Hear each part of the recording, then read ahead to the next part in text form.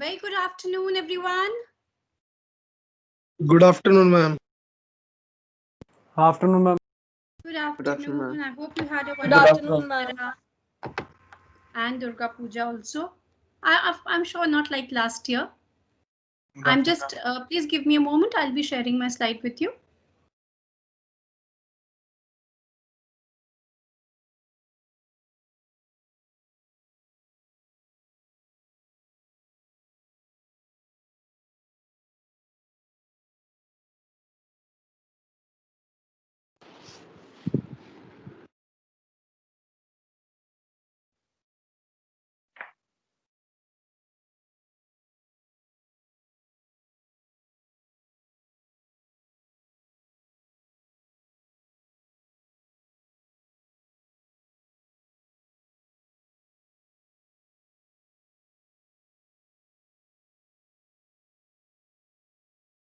Is the slide visible? Ma'am, it's not visible. No, ma'am. Just a moment.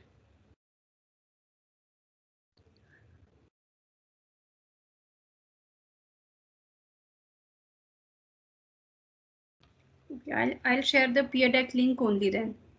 Give me some time.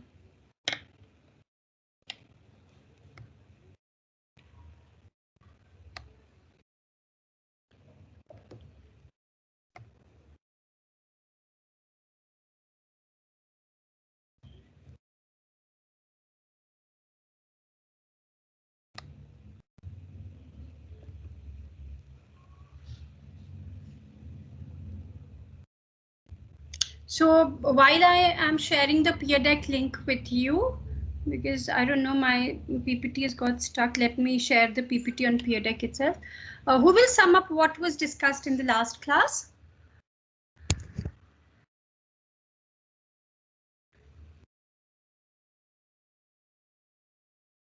Yes?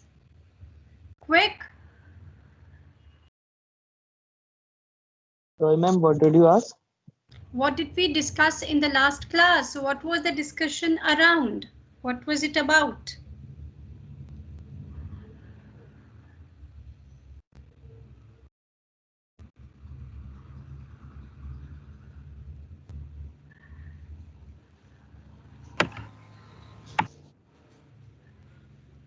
Yes? Nobody remembers? Non-verbal communication.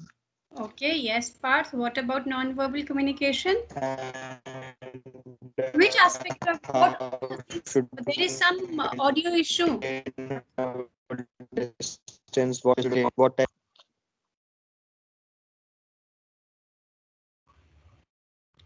I have shared the peer deck link in the chat box.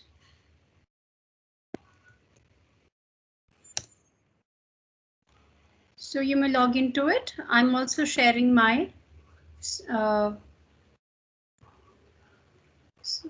my screen with you.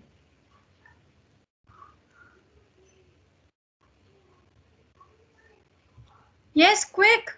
Who will sum up what was discussed in the last class? Which aspects of non-verbal communication were discussed?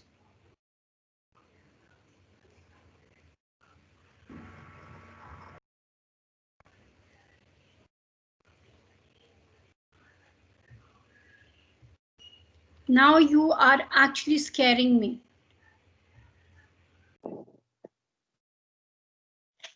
Yes? Aditya Chaube?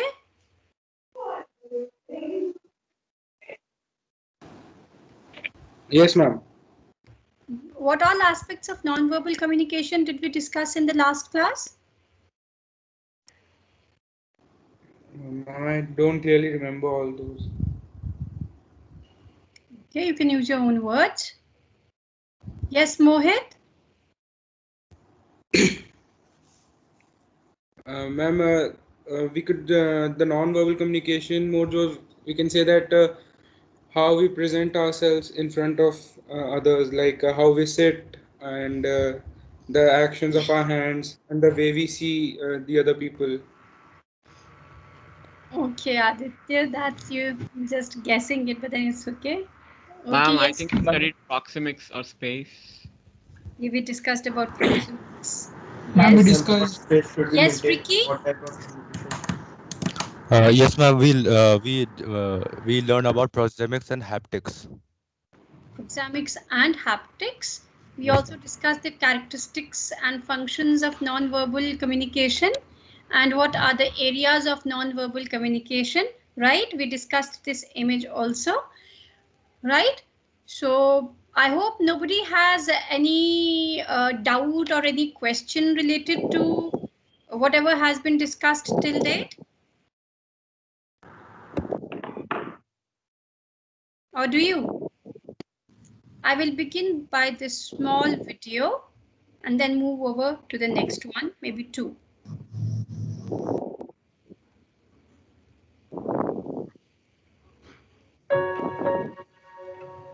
Is it audible?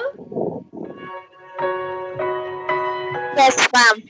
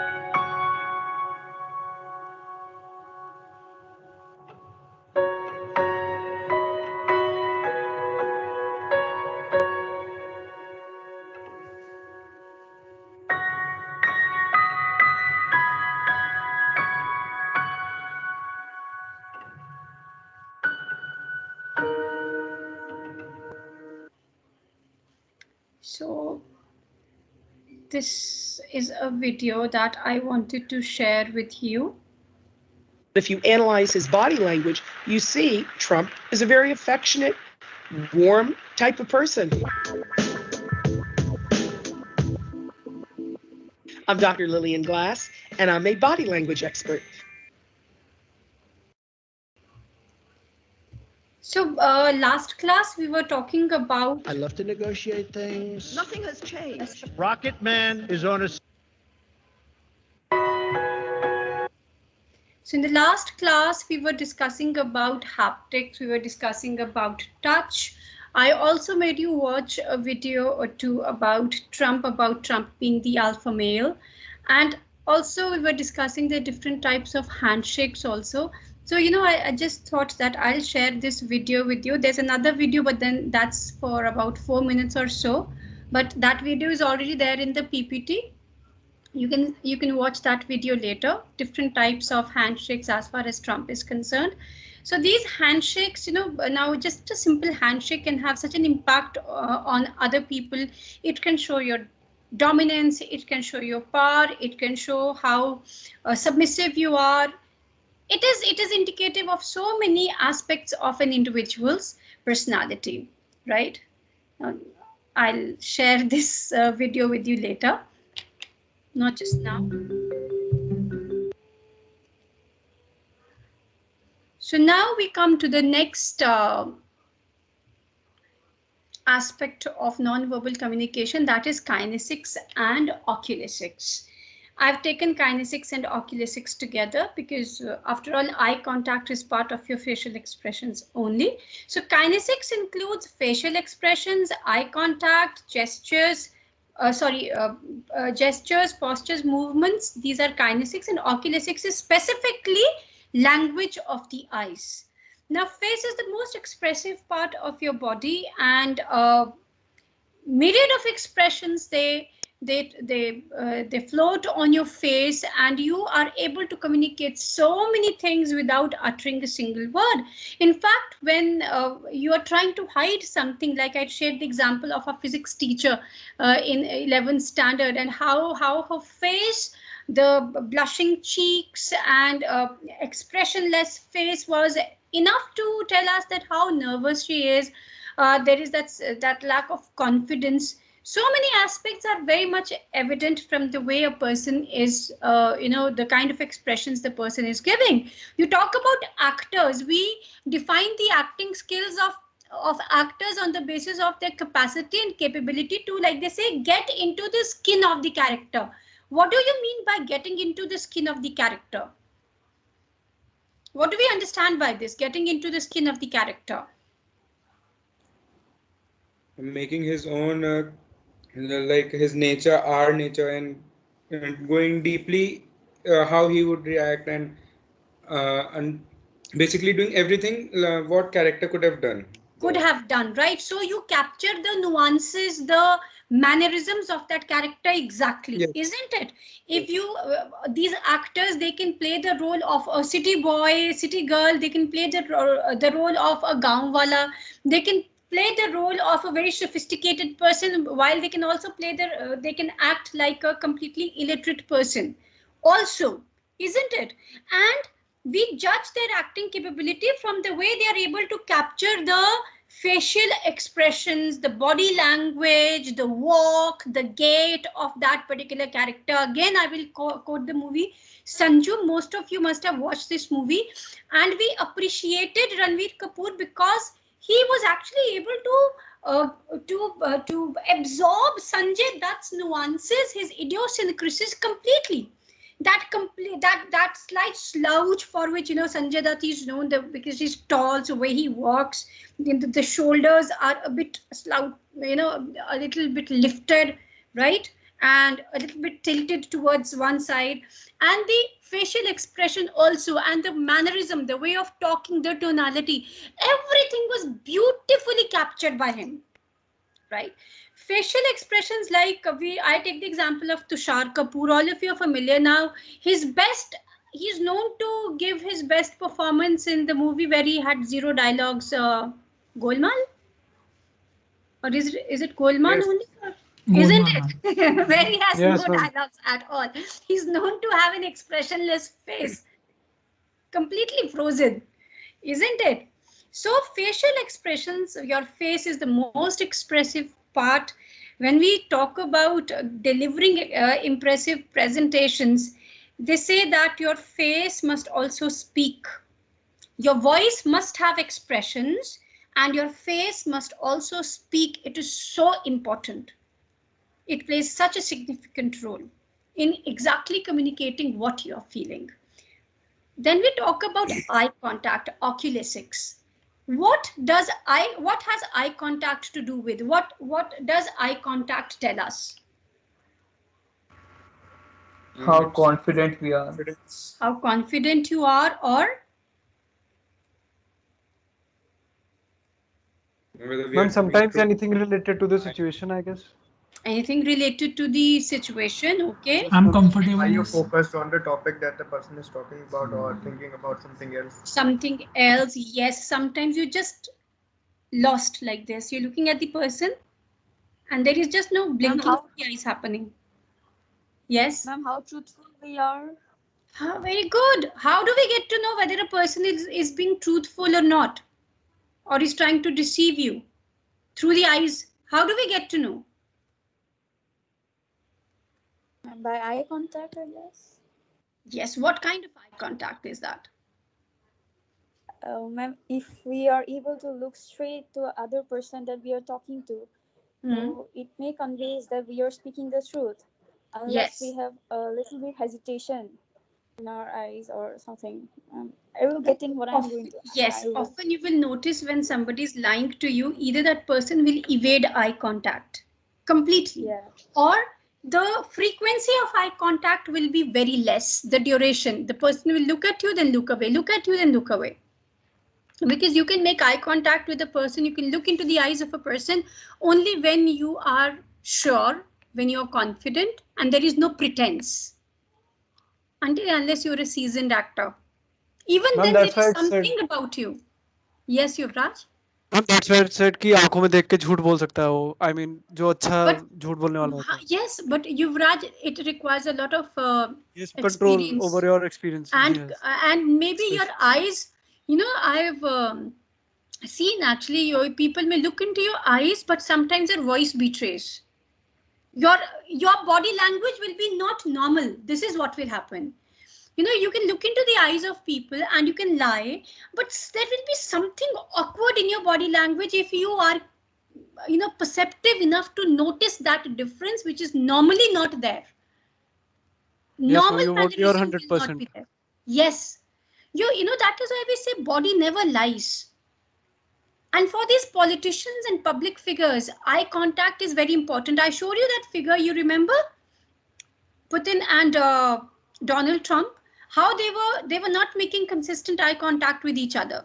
That eye contact was not consistent between them. And these journalists, the media at large, the critics, the experts, the political scientists, they study these non-verbal aspects very closely. Yes, Aditya. Ma'am, I think you didn't show us any video of Trump. Yes, ma'am, you didn't. I haven't shared the video of Trump with you. No, ma'am. No, ma'am. Ma'am. Just a moment, please.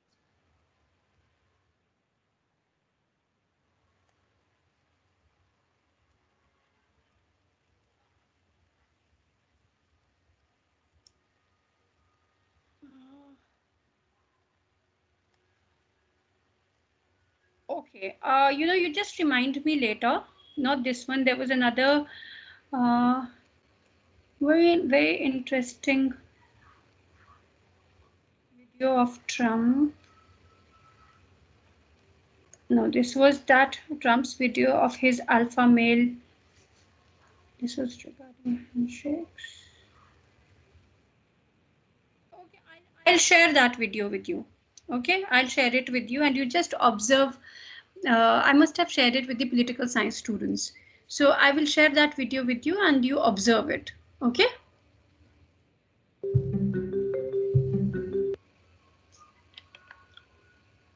Remind me at the end of the class. Actually, for this topic, I have many videos, but I'm curbing that tendency because otherwise I won't be able to this topic at all. So that's when you will watch that video, just observe their body language, observe what they are trying to showcase, how they are behaving. Their non-verbal communication has been very closely scrutinized in that particular video.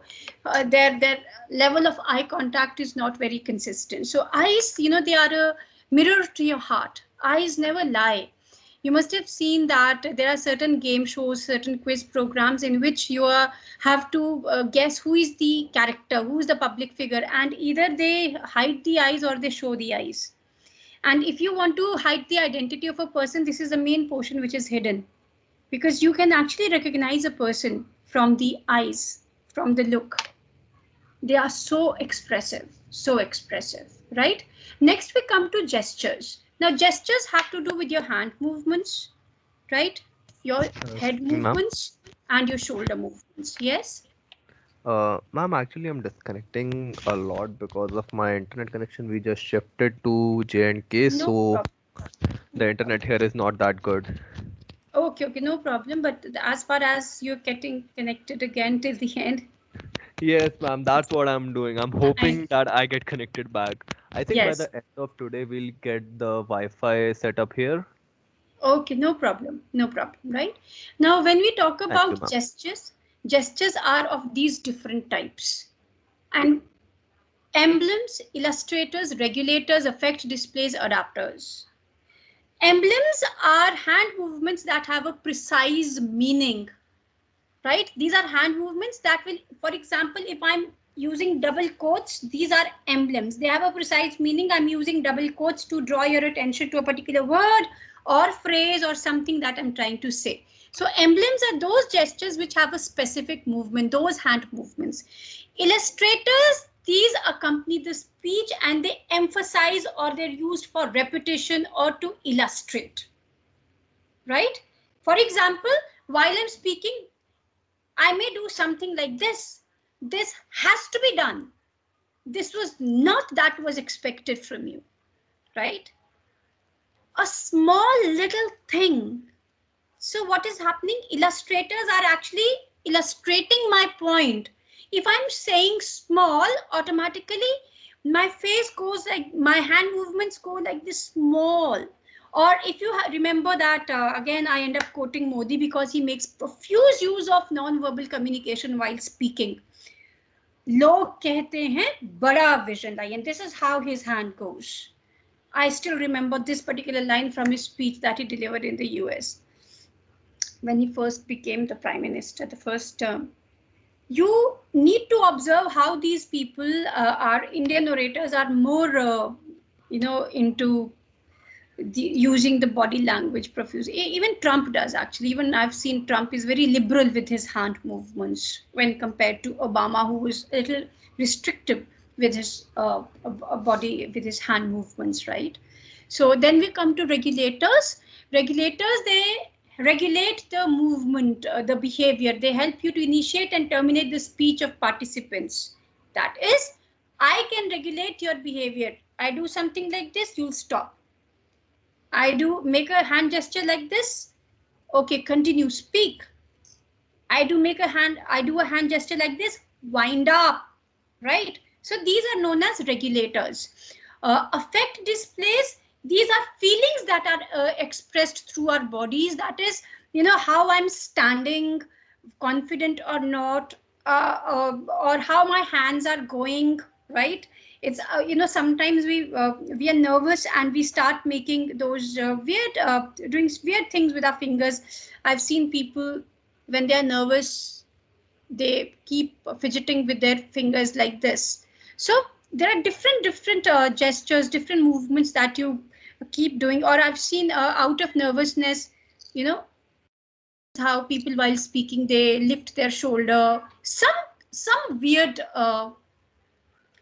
gestures you will see being made by people they are not even aware of, right? Or you will find people playing with the pen, doing something like this, or fidgeting like this.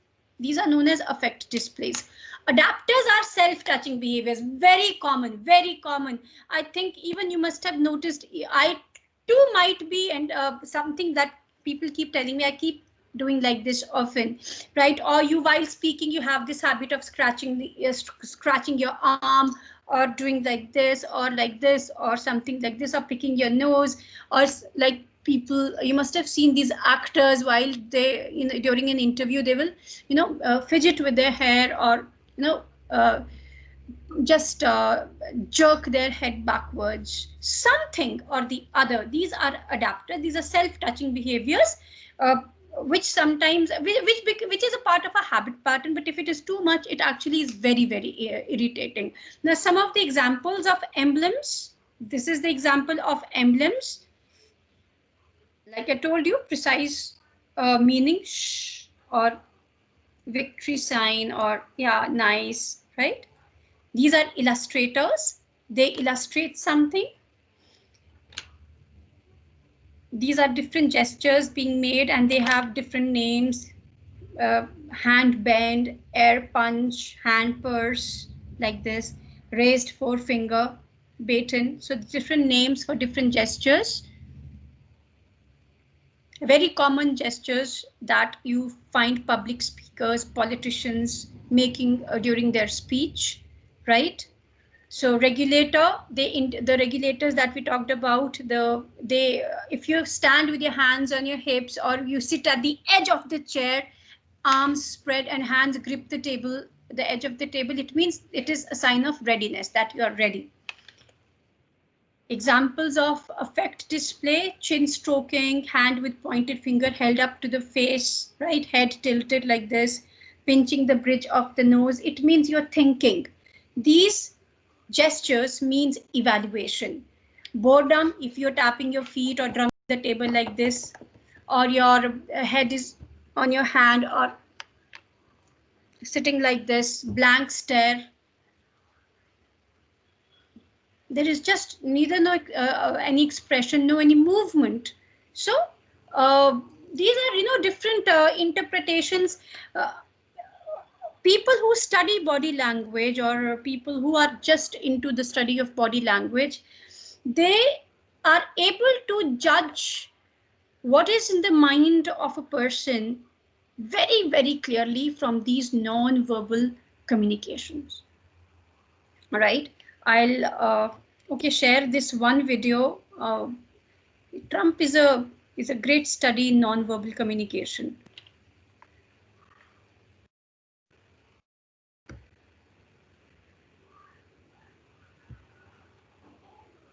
Trump is a New York City creature. Is it audible? And New Yorkers tend to use a lot of it. We all do. He's entertaining, even if you don't buy a thing he's saying.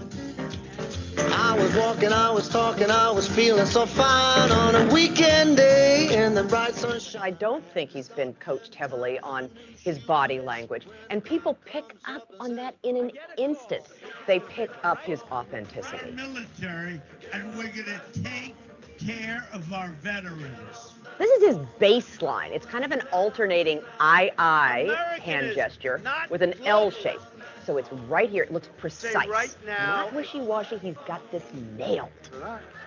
People are shocked. People are shocked. He uses this as cautionary. Look out. This is a tough competitor. Or he'll say, we don't know what's going to happen here. This scares people. It looks like, whoa, hold them back. It's defensive. So if you scare people and then you say, here's what we need to do, his prescription, then you've got a good package. I'm taking the gloves off, right? Yes? The no-no is generally pointing at people. In fact, Clinton kind of backed off from that. I'm talking about Bill Clinton, and he started to do the more of a pinch towards somebody. It's less accusatory. Perfect tape, done by obviously a government camera. Slicing means this is precision. We've got to do something about this. I don't want to go. They were trying to get me hit the first ball. I don't want to hit anything.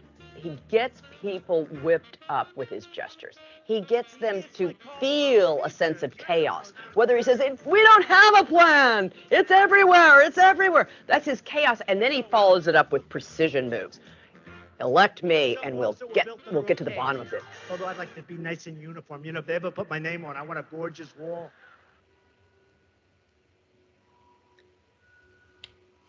So what did you notice here? Though it's already been explained, but your own observation. Yes? Ma'am, he is not using the signs and the words which he used. Means It's correct. not necessary, Rama. It happens naturally. Until unless you have rehearsed or practiced that at this particular point on this particular word, I'm going to do like this, the way you were taught in school for declamation. He's more extemporaneous. That is why. But the politicians do practice before their speak. It depends, Rama. Do you in this particular, in these videos anywhere, did you feel that he has practiced his speech? Ma'am, not at all. It is something that is coming naturally and spontaneously. He's very spontaneous. Yes, Prajwal. Ma'am, his hand gestures while speaking. That's Yes. what the way he moves his hand, he shows actions like when he was saying we are going to take care of our veterans, he was using his finger like straight up, like we are going to do that. That's like I don't know the word to say it, how to describe the word for it. Like it states the point that I am going to do it. Do it. That gives the other person Assurance. a false Yes. sense of credibility in Trump and in his word. Yeah, that trust me, I'm there, and this is going to Yes. fall in line. This will happen. The hand gestures during the speeches and all, they are a huge factor of giving the sense of trust to his voters, I'll say, to other people that vote for him. True. And True. yeah, that's it, ma'am. Yes. All And the rest of the points were described by the yes, narrator. yes. Yes, Sudiksha. Ma'am, through this video, we got to know how it is in nature of New Yorkers to use their hand gestures. And now this could be again a stereotype also, Sudiksha. Like we shouldn't you might come across a New Yorker who doesn't use too many gestures also. But this is an example of stereotyping also. Yes, Sudiksha. And they use it as their strong point to make sure that it is evident and what message they're giving, it is clear and loud. Clear and loud. Very true, very true. So see, I'm sure that we might not notice, or you people might not notice, the body language of your friends you that closely, but people who are body language experts, they or behavioral science experts, they can understand you very closely. They can interpret what is going on in your mind. Are you organized or not? You know, when the Sushant Rajput case happened and all those videos started surfacing, did you pay attention how even the reporters and these news anchors, and even there were various psychologists on the sets who were interpreting his body language, his tone, his mannerism, and trying to assess what was his state of mind, or was there any pressure, or was there any kind of coercion or something. So body language experts, they are very good at it, right? So when we talk about adapters, the adapters that we discussed, these are certain examples of adapters in terms of, you know, nervousness, anxiety. What are the symbols of nervousness and anxiety? Or self-control, you know, gripping the wrist, or locking the ankles like this, and clenched hands. These are example of, you know, you must have seen people when they give speech sometimes, or they're speaking or presenting, so they'll do like this. So when it's a symbol of self-control. Or I gave it example of doing like this, or fidgeting in the chair, rocking the chair like this, or covering the mouth while speaking. Some people do like this, right? Some or the other, something that betrays the anxiousness or the anxiety of the other person, right? The various movements that you make, the body movements that you make, they are either for the purpose of interaction, or they are for the purpose of attention. Like it is suggested when you give a presentation, it's advisable that if the space allows you, then you should change the position, because that will help you to cater to the audience's tendency of limited attention span. We have the tendency to shift our attention from one to the next thing. So if while giving the presentation, you change your place from one to the other corner, from one corner to the other, you're sort of covering the stage. What happens is you cater to this tendency of the audience, right? This is also by way of interaction. You go forward towards them, or you generally it is suggested while giving the presentation, you shouldn't come backwards, you should go forward towards the audience. You get closer to them in order to involve them, in order to allow more interaction. And this is also a way of getting rid of your nervousness. Maybe your legs are shivering. Move a bit, you will be able to overcome it. It is used for emphasis also, and it suggests transitions. Like we always tell the students that when you have to change your position while giving the presentation, that change should be accompanied by change in point. You're changing the point, there is a transition, there is a change that you want to emphasize. It should be accompanied by the change in your place, right? So other aspects that get they're reflected through your body movements, through your posture, the way you sit, the way you stand, the way you walk. What we call as gait is your attitude, your status, your mood, your desire to seek approval from people, right? Interaction markers or inclusiveness. So many things get emphasized, become evident simply by way of how you are conducting yourself, let's say on the stage. Even in the office, when you're moving around or your boss is moving around, have you ever observed the body language of the invigilator in the exam changes? While the invigilator is in the exam, it's different. And the moment the invigilator is outside the examination hall, there is a slight relaxation in the body language of the invigilator. So that stern, straight posture and walking through the rows and glancing here and there is an indication of power. And I am keeping a watchful eye on you. And the moment you're relaxed, it's like, okay, fine, that particular role is now over. And so non-verbal communication helps you to understand different aspects of people's behavior, right? I will, before I go over to the next aspect of non-verbal communication, I would again like you to watch this video.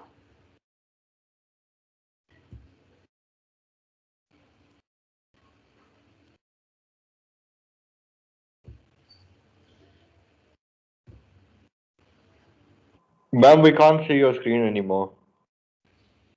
You can't see my screen? Just a moment. Yes. Now can you? Yes, ma'am. Yes.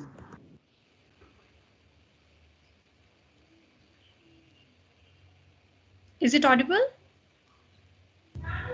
No, ma'am. No, ma'am. No, ma'am. It's not much. Yes, ma'am, it is. Now we can hear it. It's brilliant. Where have you been? How wonderful to see you, dear. Bed's empty, no note, car gone. You could have died. You could have been seen. Of course, I don't blame you, Harry, dear. Your scar is legend, as of course is the wizard who gave it to you. Voldemort killed my parents. He was nothing more than a murderer. You must be very brave to mention his name. Or very foolish. Fear of a name only increases fear of the thing itself. And you must be Miss Granger.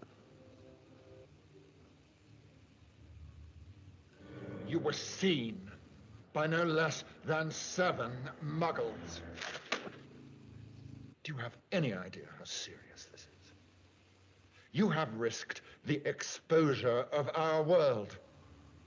Not to mention the damage you inflicted on a Whomping Willow that's been on these grounds since before you were born.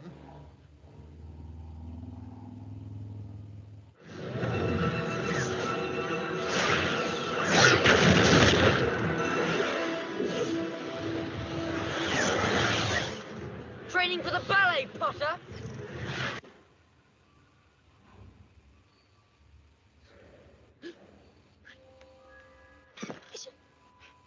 Listen. Terrible things are about to happen at Hogwarts. Harry Potter must not stay here now that history is to repeat itself. Repeat itself? You mean this happened before? I shouldn't have said that.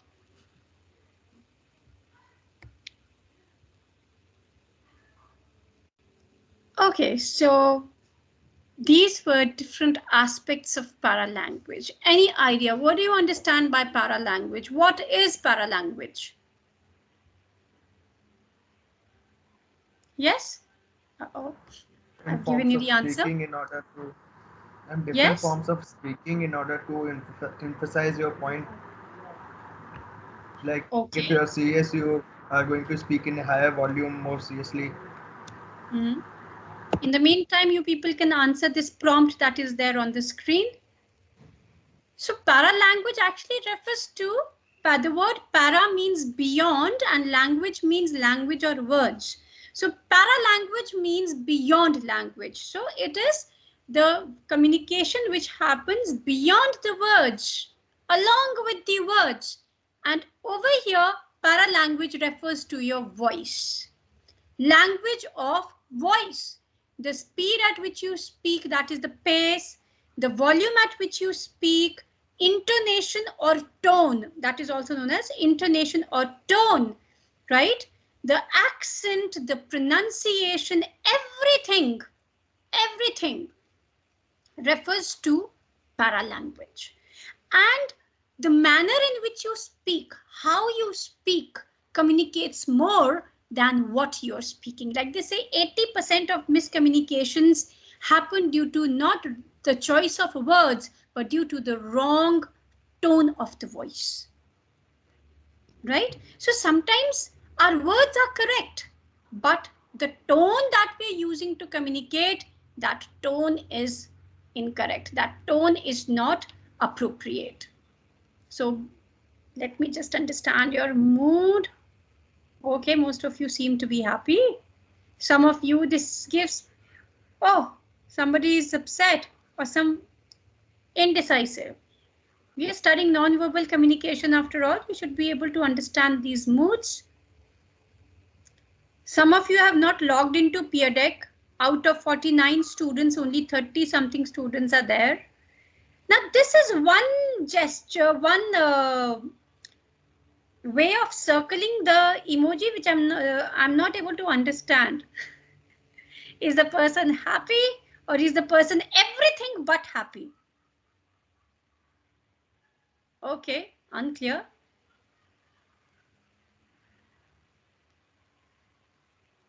This person seems to be too happy. Somewhere in the middle, okay. Okay, that's interesting. Okay, how should we interpret this second emoji? After all, we're dealing with non-verbal communication. Yes? How will you interpret this one? And you just said it undecisive. Neutral. 50%. It's neutral. How can you be neither happy nor sad? What is a neutral mood? Can there be a neutral mood? It's kind of indifferent. See? What a confusing person. What a confusing person.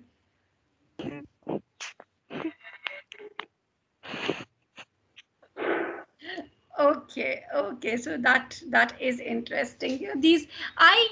Whenever my WhatsApp gets updated, my first thing is I pay attention to the new emojis that have been added or any upgradation that has happened in the existing ones, and it's very interesting.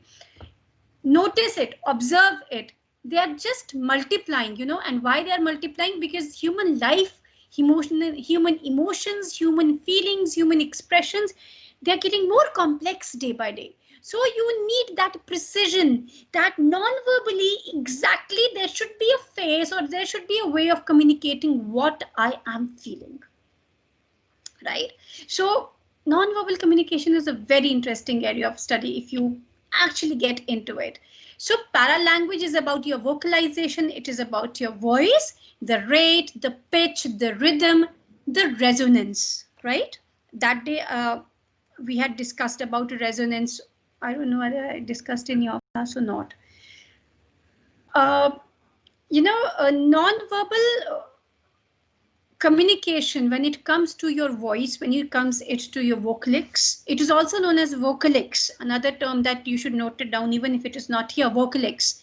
That is, it communicates more about you than the words that you utter. When you laugh, when you cry, or even if there is a pause, or there is silence, or the non-words, the R's and the O's, they are known as the non-words. When you make use of these, they communicate myriad of feelings to the other people. It could be nervousness, it could be anxiety, it could be your attempt to draw attention, it could be silence conveying, being more deafening, your silence being more deafening than the words that you could have uttered to maybe put across a point to the other person. Right? I think it is more hurtful, it is more irritating when a person, rather than quarreling or arguing with us, goes quiet, is silent, is not reacting, is not responding. Isn't it? That silence is very irritating. So silence is generally makes a lot of noise if you have the sensitivity to observe and analyze that silence, right? So when we talk about crying, crying can be your way of, actually crying is known to be very healthy. How do you interpret this sentence? When I say crying is known to be very healthy, we should cry. Why should we cry? What does it do? And it lets out our emotions. Yes, it gives vent. It gives an outlet to your pent-up emotions. So there are, different ways in people cry. When you cry, you feel relieved. When you cry, you cry out of happiness also. You cry out of sadness. You cry out of disappointment, right?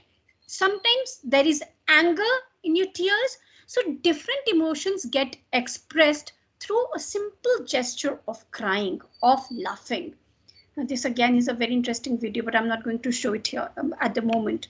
When we talk about speed at which you speak, they say the optimum speed of your speech is supposed to be 100 to 120 words per minute. Anything less than that and anything more than this means you are exceeding the time limit or you are speaking slower than required, and people will be either unable to understand what you said or they will be bored and anxious that you should complete what you're about to say.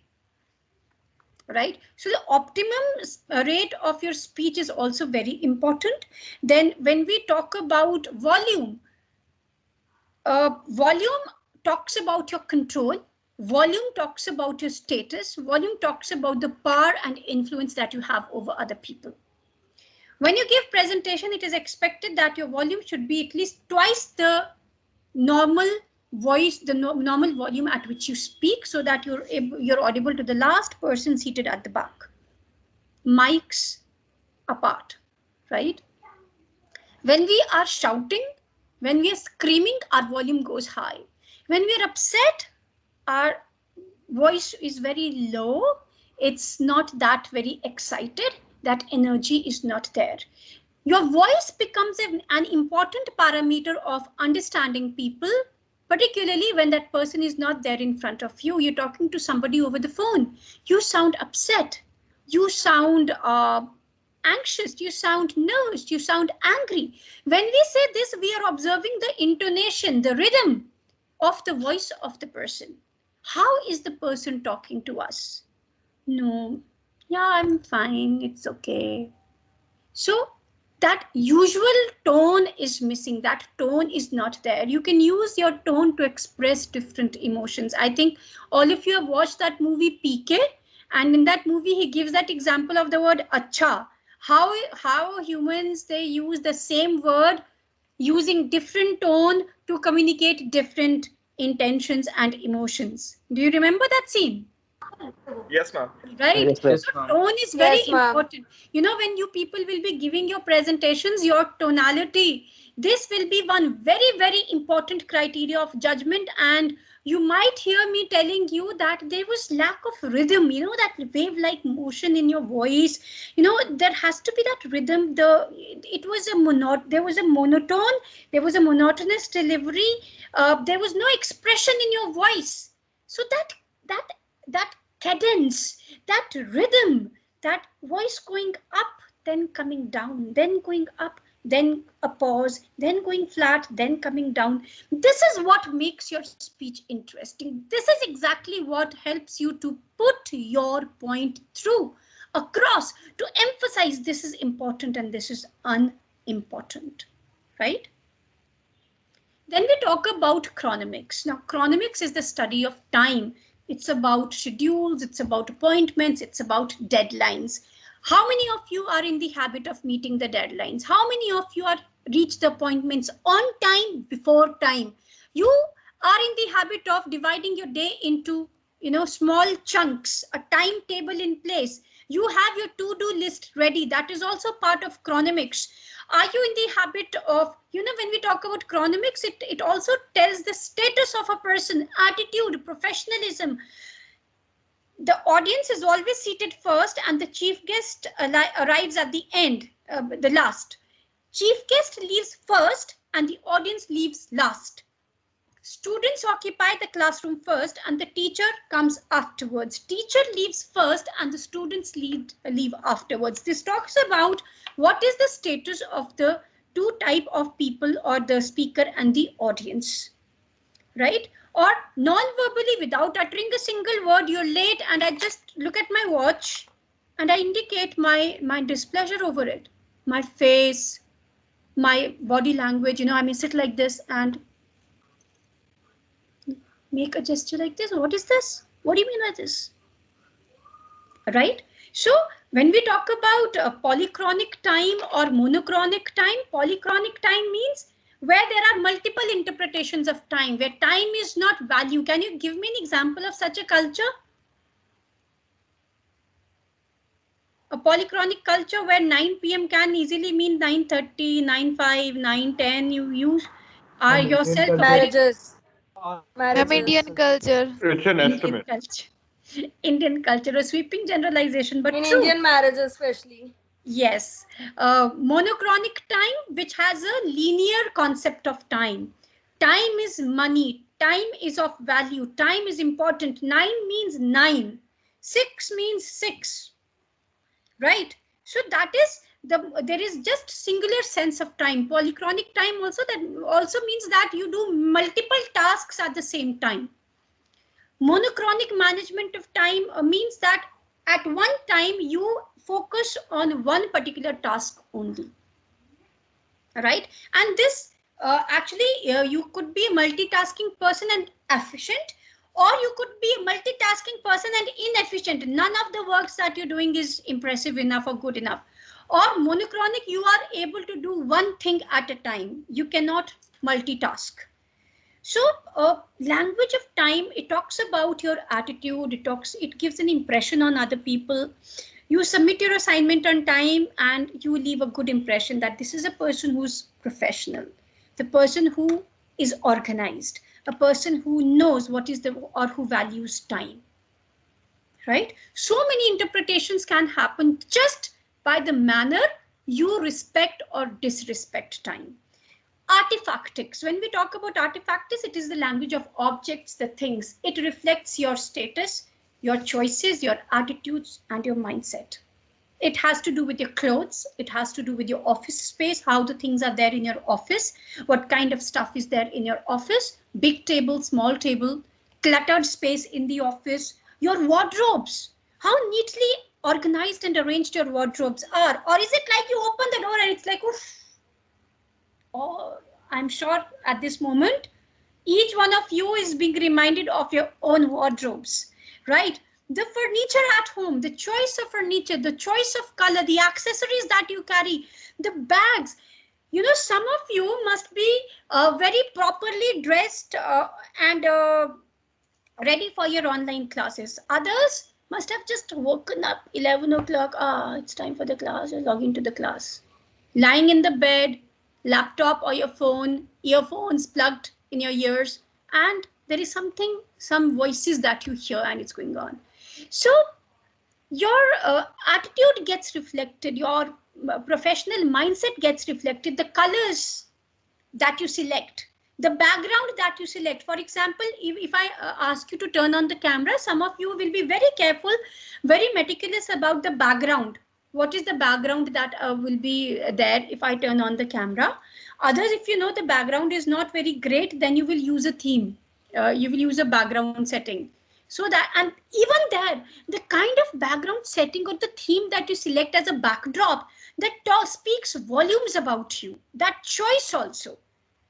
Whether you're a person who is, you know, like people who say that who are into actually for whom buying brands or high-end brands is something normal. They will never be decked up from top to bottom in brands or make a show of that. But people for whom buying a very high-end thing or is a first, for the first time they're buying something really expensive, they will try to show it off. And there is a certain change that you see in their behavior, in their mannerisms. So that again reflects the attitude, the approach of people. Whether you're person who likes to shop from the malls or from Janpad or from Sector 18 or Atta Market, your choices reflect your time, your management, your organization skills, many aspects about you. Like you don't expect, when we talk about status, you don't expect your maybe the driver or the maids to carry a Gucci bag. You won't believe. If you happen to see, you will be like a churaya hoga. Or somebody must have given an old worn out bag, but you will never accept that this person can own this bag. We associate status with these things so closely. Even the bags that you're going to carry to college when things are normal, how you organize the things, what all stuff is there in your bags. Like girls' bags are known to be, you know, what? Bhanumati's pitara, you can never find stuff there in place. It takes time. So that's again a stereotype, but then in most of the cases it's true. But then you will also find girls' bags that are very much organized, right? Some of you buy bags which have different compartments. So artifactics, the objects that you use, the things, the choice of color, like I told you, black signifies authority and power. White is associated with purity, with cleanliness, with peace. Gray is about timelessness. It's the middle of the road, right? The in-between approach. Red signifies energy. It signifies danger. It signifies movement, excitement. So different colors have different interpretations. These are sweeping generalization, mind you. Right, but yes, this is how we, and I'm sure if you get your interior designers to get your homes for you, they will always suggest you which color for which room, for the kitchen, for your drawing room, for the study space, different colors, because they have different impact on the personality of an individual. So, this is one very interesting figure of how our non-verbal communication can be indicated. Right. So, all said and done, remember your non-verbal message, as far as possible, it should be sincere. It should support and complement your verbal message. It should reinforce the meaning that you're trying to express. And it shouldn't be irritating, distracting, and, look manipulative to the other person. If you're manipulating and the other person doesn't get to know about it, it's okay. But if the other person is very much aware that, yeah, you are trying to manipulate, you're trying to deceive the other person, then the purpose of your non-verbal communication has been defeated. Now it's time, it is 1:12. But still, if you have any queries or any doubts at the moment which you want immediately to be addressed, I can address it just now. Or otherwise, you can come up with your queries, with your doubts in the next class also. Or is there any observation or any please answer this prompt quickly. That will make help me to understand you better.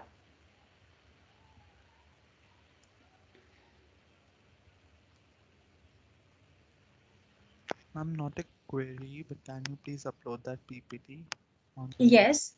Can you be a little loud, please? Ma'am, can you please PPT is not uploaded on LMS. No, it is there on Teams. Ma'am, the non-verbal one is not there. Achha, non-verbal is okay. I'll upload it today. Right away after the class. Thank you, ma'am.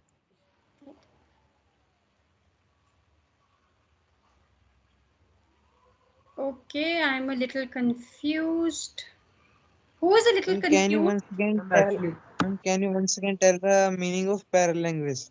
Paralanguage means beyond the words, communication which happens along with the words. Okay, that is messages that are being communicated along with the word. It's not just the meaning of the word, but in between, your tone. What is it communicating? The volume at which you're speaking, what is it communicating? When we are nervous, we start speaking very fast.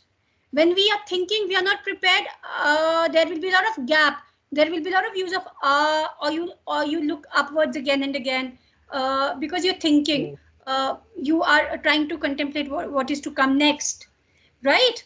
Your tone. Yes, ma'am. When we talk about resonance is that quality of the voice which, Darth Vader. Have you heard the voice? There is that vibration of chords when you hear Darth Vader speaking. It is his voice which is his very strong identity. That is known as resonance in the voice. Very few people have this quality. It is a very sought for quality in the public speakers. Right? Pronunciation and accent. I think it's very clear what is. The tone reflects your mood. Intonation reflects the mood of the speaker. Are you sad, upset, angry, frustrated? Everything gets reflected through your tone. When I upload this PPT, there are certain other videos which I did not show you in the course of the class. You can go through those videos, right? And that Trump video also, I will include it in the PPT and then upload it. Or maybe tomorrow in the class, I will begin by a recap of this lesson with the help of a video that is already there in the slide, right? Okay, so most of you seem to be clear, but there is one person who wants some help. Okay, no problem. So you can please come up with your queries, with your doubts tomorrow in the class. I'm not able to move that dot. Okay, not able to move that dot. No. Okay, okay. Parth Batra, you're quite quiet nowadays. Parth Batra is there? Not there in the class?